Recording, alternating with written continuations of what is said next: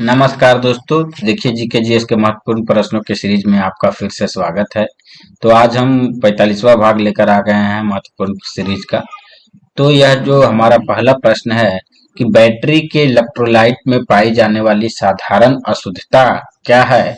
तो देखिए, जो बैटरी के इलेक्ट्रोलाइट में पाए जाने वाली साधारण अशुद्धता होती है वो क्या होती है, तो वो धूलकण होती है।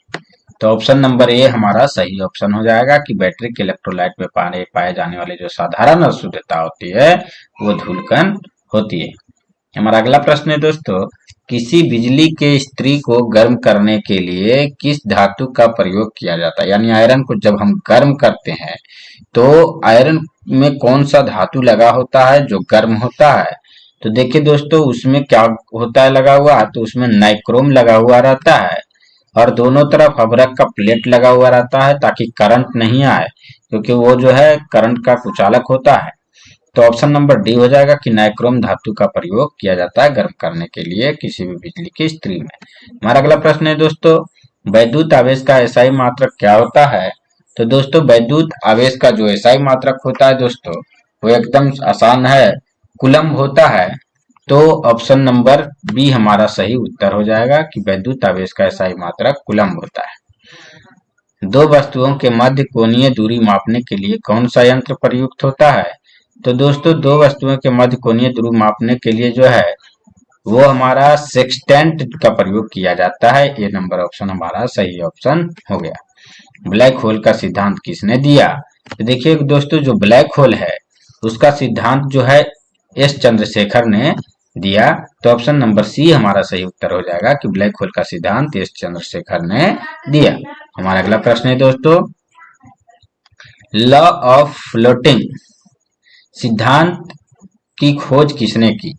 तो दोस्तों, लॉ ऑफ फ्लोटिंग सिद्धांत की खोज जो है वो आर्किमिडीज ने की। तो दोस्तों देखिए, आप लोग तैयारी कर रहे हैं बिहार एसएससी जीडी, आपका बिहार एसएससी सीजीएल या फिर एसएससी सीजीएल या बिहार पुलिस, किसी भी एग्जाम की तैयारी आप लोग कर रहे हैं, SSC MTS, SSC CHSL, NDA, ठीक है, कुछ का भी कर रहे हैं, बैंक। तो आप एक बात पर ध्यान दें कि देखिए, हमारा जो प्रैक्टिस है वो रेगुलर रहना चाहिए। अगर आप रेगुलर प्रैक्टिस नहीं करते हैं तो अगर आप 10 दिन पढ़ते हैं और 20 घंटे पढ़ते हैं और 20 दिन पढ़ते हैं और 10 घंटे पढ़ते हैं, तो आपको 10 दिन 20 घंटे पढ़ने में वो बेनिफिट नजर नहीं आएगा जो 20 दिन 10 घंटे पढ़ने में नजर आएगा। और एक और बात दोस्तों, कि जब आप पढ़ाई करते हैं तो उस समय आप पूरी तरह पढ़ाई में ही लीन रहें, इधर उधर ध्यान ना दे। बहुत लोग क्या होता है, इधर फोन भी ऑन रखते हैं, इधर पढ़ भी रहे होते हैं, बहुत लोग फोन में पढ़ते हैं, फोन आ जाता है, तो ऐसा में जो है बहुत डिस्टरबेंस होता है। तो आप कोशिश करें कि इन सब चीजों से दूर होके कि बुक से पढ़े, किताब मोबाइल को साइलेंट करके साइड में रख दे जब तक पढ़े, या फिर अगर आप मोबाइल से पढ़ रहे हैं, लाइब्रेरी में हैं, तो आप हॉटस्पॉट से कनेक्ट कर लें, या आप किसी खास व्यक्ति का फोन आता है तो उसको समझा भी सकते हैं कि इस टाइम में फोन नहीं करने के लिए। क्योंकि क्या होता है कि हम लोग का जब ध्यान भटकता है इधर उधर, तो हम लोग जो है सही तरीके से कुछ भी कर नहीं पाते हैं, ना पढ़ पाते हैं, ना कोई काम कर पाते हैं, ना पढ़ाई पे ध्यान होता है ना उधर होता है। तो एक काम बढ़िया से कर लीजिए, आपको बात करनी है या कुछ और काम है वो पहले निपटा लीजिए, या फिर आप पढ़ लीजिए तब वो काम कीजिए। तो दोस्तों, हमारा जो अगला प्रश्न है वो है लॉ ऑफ फ्लोटिंग। तो ये जो आप देख रहे हैं, ये जो लॉ ऑफ फ्लोटिंग सिद्धांत है, ये इस सिद्धांत की खोज किसने की थी।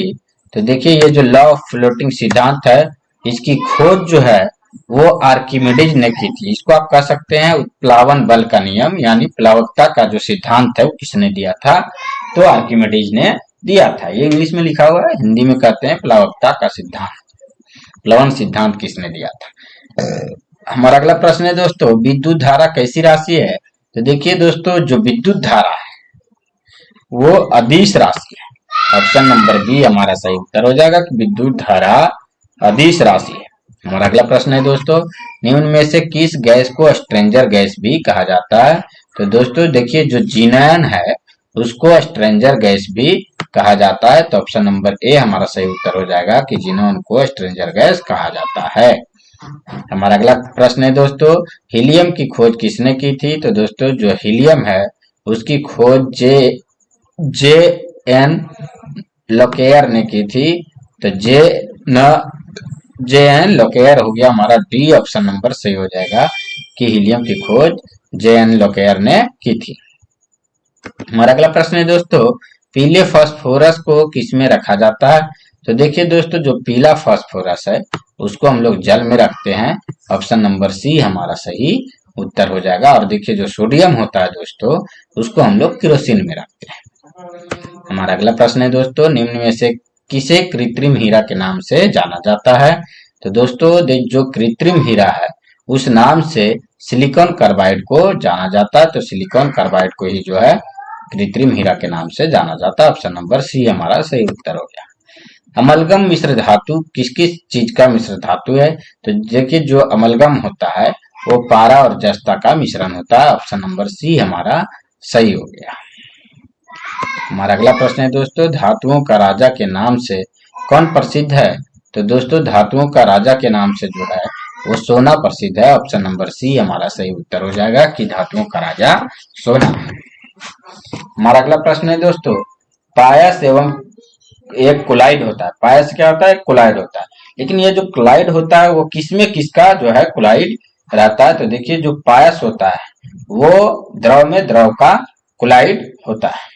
हमारा अगला प्रश्न है दोस्तों, किसी एयर कंडीशनर जो एयर कंडीशनिंग प्लांट की क्षमता को किसमें व्यक्त किया जाता है? यानी जो एयर कंडीशनिंग प्लांट होता है उसकी क्षमता को हम लोग जो है किसमें व्यक्त करते हैं? तो ये जो है सीओपी में व्यक्त करते हैं। हमारा अगला प्रश्न है दोस्तों, विद्युत चुंबक में क्रोड के रूप में किसका इस्तेमाल किया जाता है?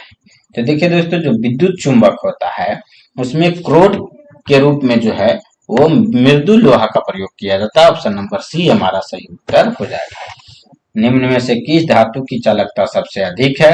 तो दोस्तों चांदी जो धातु है इसकी चालकता अधिक है सबसे, परंतु इसका प्रयोग नहीं कर सकते हैं क्योंकि यह कॉस्टली आता है और अगर बाहर में इसका खुले में प्रयोग करेंगे तो चोरी हो जाएगा। तो इसलिए जो है धातु जिसकी चालकता सबसे अधिक है वो चांदी है, लेकिन कॉस्टली होने के कारण इसका प्रयोग नहीं कर सकते हैं, इसलिए इसके जगह तांबा का प्रयोग ज्यादातर किया जाता है या फिर एल्युमिनियम का। हमारा अगला प्रश्न है दोस्तों, किसी लचीले केबल के लिए सबसे उपयुक्त विद्युत रोधी कौन है? तो देखिए जो लचीला केबल होता है उसके लिए सबसे उपयुक्त जो विद्युत रोधी होता है वो पॉलीविनाइल क्लोराइड होता है। ऑप्शन नंबर डी हमारा सही उत्तर हो गया। हमारा अगला प्रश्न है दोस्तों, शुष्क सेल में किस तरह की ऊर्जा निहित होती है? तो दोस्तों शुष्क सेल में रासायनिक ऊर्जा निहित होती है। तो ऑप्शन नंबर डी हमारा सही उत्तर हो जाएगा कि शुष्क सेल में रासायनिक ऊर्जा निहित होती है। हमारा अगला प्रश्न है दोस्तों, निम्नलिखित में से कौन सा ऊर्जा का प्राकृतिक स्रोत नहीं है? तो दोस्तों देखिए जो विद्युत है वो प्राकृतिक स्रोत नहीं है, इसको हम लोग जो है बनाते हैं। बाकी आप जो बाकी देख रहे हैं इसमें कि बाकी आप इसमें जो देख रहे हैं सूर्य, कोयला और लकड़ी ये प्राकृतिक स्रोत है और एक विद्युत ही ऐसा है जिसको हम लोग जो है बनाते हैं। हमारा अगला प्रश्न है दोस्तों, तड़ित चालक किस धातु के बनाए जाते हैं? तो देखिए दोस्तों जो तड़ित चालक है वो मूलतः जो है एल्युमिनियम के बनाए जाते हैं, ठीक है, और कहीं कहीं पे मूलतः जो है तांबे के बनाए जाते हैं और कहीं कहीं पे एल्युमिनियम के बनाए जाते हैं। हमारा अगला प्रश्न है दोस्तों, शून्य केल्विन तापमान के पास सीसा और टीन जैसे धातु क्या बन जाते हैं? तो देखिए जब शून्य केल्विन तापमान पर के पास जो है सीसा और टीन जैसे धातु जो है वो अति चालक बन जाते हैं। तो ऑप्शन नंबर सी हमारा सही उत्तर हो जाएगा। हमारा अगला प्रश्न है दोस्तों, अति चालकता का खोज किसने किया था? तो केमरलिंग वंश जो है उन्होंने ही अति चालकता की खोज की थी। तो ऑप्शन नंबर ए हमारा सही उत्तर हो जाएगा। हमारा अगला प्रश्न है दोस्तों, प्रत्यावर्ती धारा को प्रत्यक्ष विद्युत धारा में किसके द्वारा बदला जाता है? तो देखिए दोस्तों जो रेक्टिफायर होता है उसके द्वारा प्रत्यावर्ती धारा को प्रत्यक्ष विद्युत धारा में बदला जाता है। हमारा